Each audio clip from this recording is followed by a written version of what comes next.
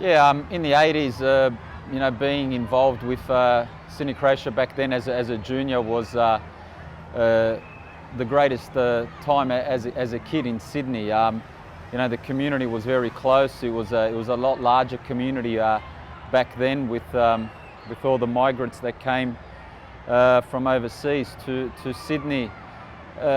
Used to love training. Tuesday, Thursday nights, Saturday mornings would play our game, and then Sunday it was standard, the 3 o'clock kickoff at Adenza Park where everyone used to go. So, enjoyed my time there very much as a junior, made a lot of friends, and I think at the same time I got a good foundation for my my footballing career there, and the club played a big part in that.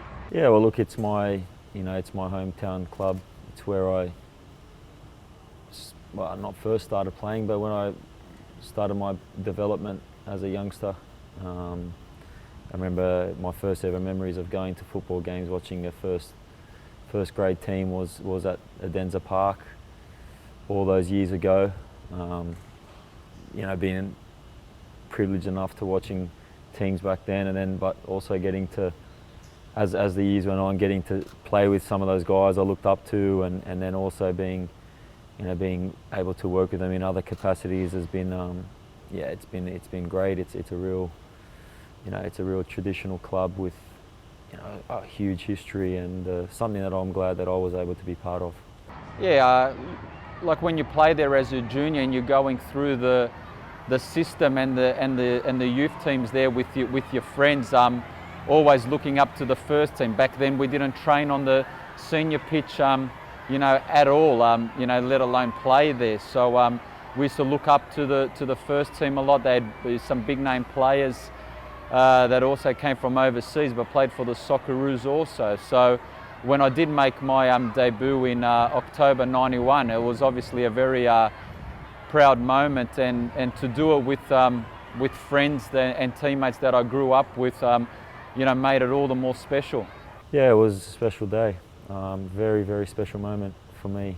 It was in the old National League, and I was 16 years old, so far out, it's such a long time ago, but huge moment for me. I remember it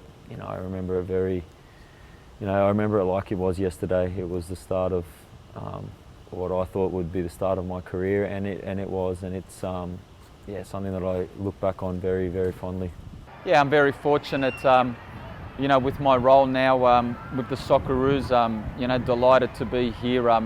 At a World Cup, it's a great experience. I'm learning a lot, and I look forward to the games ahead, because we're in a difficult group, playing against some world-class, not only teams but individual players, and we saw a glimpse of that the other night against Croatia. So looking forward to it, and again, I'm sure it's going to be a very good learning curve, not only for me as an assistant coach, but the whole football staff and the team. Yeah, look, it's going to go with us. It's going to be massive. It's going to be huge. Like I said, it's going to be obviously on the biggest stage, to be able to walk out this bunch of boys, not only for this group but for the nation. It's going to be a massive honour, and something that I'm really looking forward to. But not only that, it's Sydney United. They've had a big part to say in my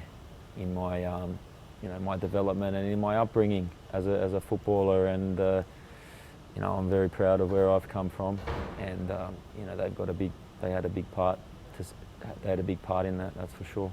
It's great for Mile, and first and foremost, he deserves the responsibility and the honour to be captain of his country. He's been a good servant to Sydney United, as a youngster, and he did things the hard way. He didn't go through the normal route that a lot of players did to get to the top, and full credit to him. And I must say, just seeing him at training and the way he's around the group, his professionalism on and off the park, it's no surprise that not only does he captain Crystal Palace but also the Socceroos, and he's a great leader for the Socceroos, and whatever comes to him in football, he deserves it.